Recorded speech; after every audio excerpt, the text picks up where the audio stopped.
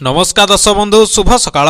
आज हूँ अक्टोबर मास 30 तारिख गुरुवार। आज मु आपण पाखु ओडिशा तथा देश विदेशर किछि बछा बछा गुरुत्वपूर्ण खबर नहीं कर आसी जो खबर गुड़िक आपण माने जानिबा निहाती जरूरी। तेबे सेथि मध्यरे सुभद्रा योजना, ration card, Awas Yojana, CM किसान, पीएम किसान, सुना दर, पेट्रोल दर, पाणीपाग, कोरोना अपडेट, नूतन सरकारी योजना एवं और बहुत सारा खबर रही। सेथिपय भिडियोटी को शेष जाए देखंतु। ता सहित आपण न्यूज को केउ जिल्लार देखुचंती आमको तले कमेंट बॉक्स निहाती जणंतु। चैनल रे नुआ कर आस्थिले दया कर चैनल टी को एबे सब्सक्राइब कर दियंतु। पाखर आस्तुबा बेल आइकन को प्रेस कर रखंतु जहा फଳରେ भଳି गुरुत्वपूर्ण खबर आसिले आपण सर्वप्रथमे नोटिफिकेशन जरिए पाई परिबे। तेबे अब डेरी न करि चलंतु खबर उपरे नजर पकेइबा। आजिर प्रथम खबर, बात्या मंथा प्रभाव रे राज्य रे 33 ब्लॉक 11 शहर अंचल प्रभावित, खूब शीघ्र दियाजिबो क्षतिपूरण। तेबे बात्या मंथा प्रभाव रे राज्य रे 33 ब्लॉक 11 शहर अंचल प्रभावित होईछि, खूब शीघ्र दियाजिबो क्षतिपूरण टंका। आसंता कालिठु क्षयक्षतिर आकलन करिया पई जिलापाल मानकु सरकार निर्देश दैछंती। या सहित 72 घंटा मध्ये रिपोर्ट देबाकू सूचना दैछंती। अधिक सरकारी कर्मचारी आवश्यक हेले जिल्लारू कर्मचारी अणाजिबो।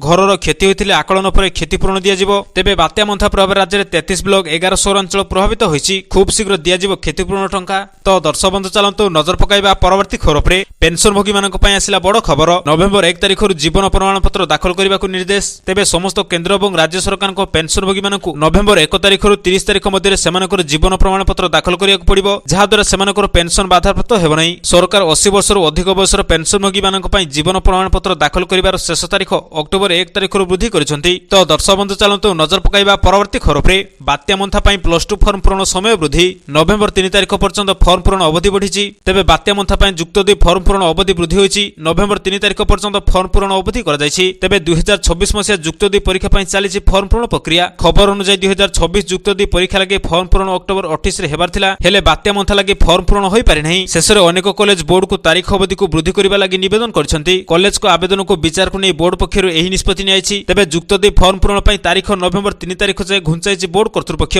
तो दर्शक बंधु चलंतु नजर पकाइबा परवर्ती खबर पे। कार्तिक आरंभर बेलगाम हेला परिबा दर। आलू और पियाज को छाडी देले 50 टंका उपरे अन्य सब परिबा किलो। तेबे धर्म मास भाबरे परिचित कार्तिक मासरे परिबा दर आकाशवा होइछि। लोके कार्तिक मासरे आमिष खाउनथिया बेले पनिपरिबा को अधिक गुरुत्व दैछंती। एही परिसर रे आलू और पियाज को छाडी देले कंचा परिबा दर अति कम रे 50 टंका रहिछि। भेंडी 70 टंका रहिछि, बिलाती 40 रहिछि, बाइगण 60 रहिछि, पोटल दर 60 को छुइछि। एथि सहित कुंदुरी 40 टंका किलो प्रति बिक्री होछि। राज्य रे प्राय सब स्थान रे दर प्राय समान रहिछि, जहा को नै साधारण लोकक मध्य आशंका देखाइछि। परिबा दर को देखि पूर्वरु किलो किणुथिबा ग्राहक एवं अध किलो किनिया पई चारि थरो चिंता करूछंती। परिबा दर लोकक मासिक बजेट उपर भारी पडुछि। तो दर्शक बंधु चलंतु नजर पकाइबा परवर्ती खबर पे। आगामी 24 घंटा मध्य भीषण वर्षा, झड़ किंबा वज्रपात और पवन को नहीं 12टी जिला को येलो वार्निंग जारी। तेबे आगामी 24 घंटा मध्य भीषण वर्षा, झड़ किंबा वज्रपात और पवन को नहीं 12टी जिला को येलो वार्निंग जारी करछि पाणीपाग केन्द्र। तेबे आसंता 24 घंटा मध्य बालेश्वर, भद्रक, मयूरभंज, केन्दुझर, देवगढ़, गंजाम, गजपति, रायगड़ा, कलाहांडी, नवरंगपुर, कोरापुट और मालकानगिरी जिले में प्रबल वर्षार संभावना रही। यह व्यतीत झड़ किंबा वज्रपात और पवन को नहीं आज 18टी जिला को येलो वार्निंग जारी होइछि। वर्षा नहीं येलो वार्निंग जारी होइतिबा जिलागुड़िक